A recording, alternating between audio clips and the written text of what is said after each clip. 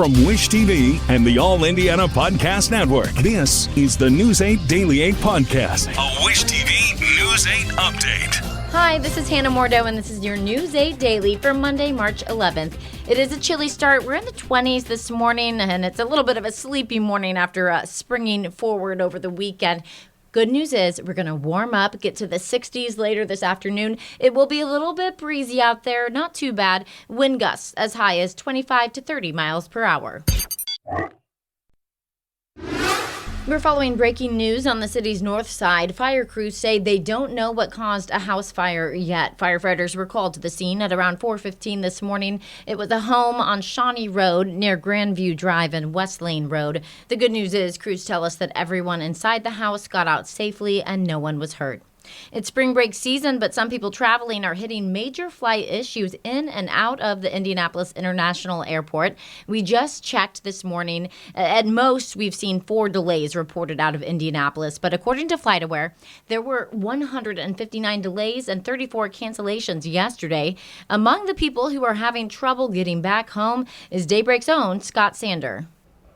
Well, we are actually pulled over on the side of the Florida Turnpike. We've gotten what may well be one of the very last rental cars out of the Orlando airport, a couple of Orlando airports here, and both of them are now all but completely out of rental cars because people are trying to figure out a way to get home. Most of these are folks, Midwestern flights seem to be the most impacted by this, and it's not a simple drive home. You can't just say, oh, okay, I'll rent a car and drive 4, 5, 6 hours. Poor Scott. He says tracking luggage has been another issue for many flyers. Southwest told him that the airline did not have the staff to take bags off the flights. He says his airline pushed his original flight back to Tuesday, but that his family is planning on driving to Fort Myers to try to catch a plane today. The 2024 legislative session is in the books. State lawmakers worked late into the night on Friday before wrapping up this year's short session. Our government reporter, Garrett Berquist, shows us how their work will impact you in this week's All Indiana Politics. It was a whirlwind session with major implications for your children. Let's begin with schools. Lawmakers approved a measure to begin literacy tests in 2nd grade and to require interventions for students who don't pass. Students would be held back a year if they fail the iRead test 3 times. Another bill requires parents of students who are chronically absent to meet with their child's schools to discuss ways to improve attendance. And there will be a computer science requirement to graduate from high school, beginning with the class of 2029. Lawmakers also sent the governor a partial fix for the attendant care program. That's the program that reimburses families for the cost of caring for medically complex children. The Family and Social Services Administration will face new reporting requirements. The agency will still move families who use the program to a daily fee model, but it will have to set a minimum level of reimbursement that would go directly to the families. The exact amount will be up to FSSA officials. Many of this year's bills have bipartisan support. One of the last bills approved will prohibit anti-Semitism in educational institutions. There's a bill to prohibit people or companies connected with foreign adversaries from buying farmland or land within 10 miles of a military installation. There's also legislation to expand child care workers' eligibility for On My Way pre-K and child care vouchers.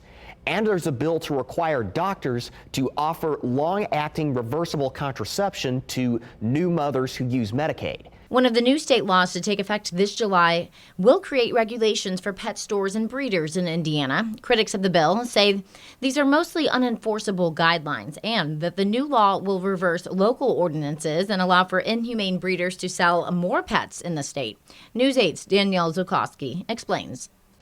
House Bill 1412 requires breeders to register with the State Board of Animal Health and creates health and safety regulations around breeding. The Humane Society says this new law strips local governments of their ability to ban pet stores and the sales of animals from so-called puppy mills. I think it's a ridiculous overstep of local control. Indianapolis, Bloomington, and Carmel are just some of the communities that have ordinances limiting sales in pet stores. This bill will overturn those ordinances. I want to be clear, this bill was introduced for one sole purpose, and that was to reverse 21 local ordinances that have been passed across the state that regulate the sale of dogs and cats in retail establishments. The bill requires stores to source from USDA licensed breeders that have no direct violations in the last 2 years. But the Humane Society says the USDA rarely issues these violations. There are thousands of dogs across the country that are suffering in puppy mills. And we know that pet stores that sell puppies, they're sourcing from inhumane puppy mills because responsible breeders don't sell their dogs to pet stores. The Humane Society says a good breeder should meet the family and allow them to return the dog if it's not a good fit. Puppy selling pet stores don't take back their puppies. And so oftentimes when these dogs are surrendered, they go to our local shelters. The bill does not provide additional funding to enforce these new regulations or to help shelters if they see an increase in pets. I think that for localities, it's really a big issue because there's no state funding for animal control. And so for the state to completely preempt localities on this issue, I just think is really concerning and frustrating. News 8 contacted the authors of this bill, but did not hear back.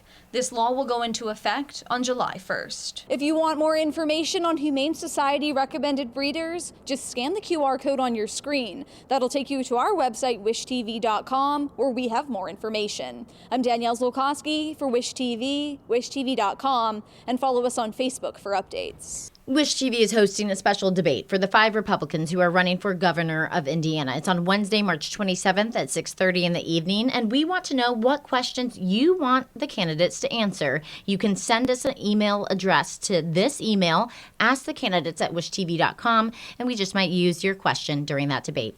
We are counting down to Caitlin Clark. In just over a month, the Indiana Fever could choose her with the first pick in the WNBA draft. Today, Caitlin and her Iowa Hawkeyes are headed to the NCAA tournament as Big Ten champions. The Hawkeyes beat Nebraska yesterday in the Big Ten tournament championship game in Minneapolis. Nebraska had an early lead, but Clark was too much after halftime. She forced the game into overtime, and Iowa won 94-89. You know, every single year I've been here, and it's really hard to get to this spot, and Nebraska put up a really great fight, but I just thought we always responded and always had an answer for them, and, you know, it's just special. I'm just really proud of our group. Clark and the Hawkeyes will find out their NCAA tournament position this Sunday. Zach Edey makes history again. His number 15 is now in the rafters with Purdue greats at Mackey Arena. That's because the school surprised Edey after the game by retiring his jersey. The Boilermakers beat Wisconsin at home, and Edey finished his last regular season game with 25 points. Point guard Braden Smith was also given a ceremonial ball for breaking Purdue's single-season assists record that stood for almost 50 years. Purdue won 78-70. Edey says it took the entire team to beat the Badgers. We have a lot of guys that can just really lock in down the stretch. I think that's kind of the difference between good teams and great teams. Like we have closers. Like everyone wants to take a shot at the end of the game. Everybody wants the ball in their hands at the end of the game. It's the 59th Big Ten Conference win for Purdue's senior class, and that ties the league record for a 4-year span set by Indiana from 1972 to 1976. Speaking of the Hoosiers, they ended a tough season on a high note. They're heading into the Big Ten tournament with a 4-game winning streak. Trey Galloway helped Indiana get off to a fast start before leaving the game with an injury. IU almost blew a 17-point lead, but they held on to beat Michigan State 65-64 at Assembly Hall on senior night. Head coach Mike Woodson says the team stayed calm during that final stretch. They hit a 3 and went up 5 or 6. Then I took the timeout, and I just expressed, hey, you seniors, this is your last go-around, man, and, you know, relax, we okay. And we came out, we scored a bucket, and we were able to take the lead. And it was back and forth, but we made the plays that we needed to make to secure it. IU ends the regular season with an 18-13 record. The bracket is set for the men's Big Ten basketball tournament. The Hoosiers are the number 6 seed. They have a bye and will face either 11th seed Penn State or 14th seed Michigan in the second round. As for the Boilermakers, Purdue, you guessed it, number 1 seed overall in the bracket. They won't play until Friday and take on either 8th seed Michigan State or 9th seed Minnesota. Switching gears to politics now, President Joe Biden and former President Donald Trump both held campaign events in Georgia over the weekend. Big wins by both on Super Tuesday made their nominations for president all but official. Both are trying to win what has become a key battleground state in the South. I extend an open hand, an open invitation, and I ask you to join us on the noble quest of saving our country. Biden, on the other hand, attacked Donald Trump's values. My lifetime has taught me to embrace the future of freedom and democracy. And Trump and I have a very different value set, if it isn't obvious already. Both Trump and Biden have a chance to officially secure their party's nominations when Georgia and 3 other states host their primaries and caucuses tomorrow. The IndyCar season is underway, and the defending Indy 500 champion is off to a hot start. Joseph Newgarden took the pole and the checkered flag at the IndyCar race in St. Petersburg, Florida. Newgarden led for 92 of the 100 laps Sunday afternoon in Florida. He finished with a nearly 8-second lead over Pato O'Ward. IndyCar now heads to Palm Springs next for the $1 million challenge. I'm just kidding. Anywhere else I'd be taken. Is it my destiny to live and die a life of blind fragility? That was one of the most anticipated moments of the 96th Academy Awards. Ryan Gosling performed I'm Just Ken during the show last night. Legendary guitarist Slash and other Barbie co-stars joined in on the fun. But Barbie would only take home 1 Oscar for Best Song with Billie Eilish and Phineas, What Was I Made For? Oppenheimer was the big winner at the Oscars, taking home 7 awards.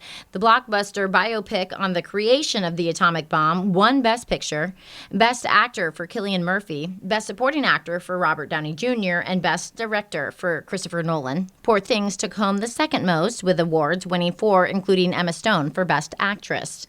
Godzilla Minus One was also honored for its visual effects, becoming the first Godzilla movie to ever win an Oscar. This has been your News 8 Daily from Wish TV. I'm Hannah Mordeau. Watch us on wishtv.com and follow us on Facebook for updates.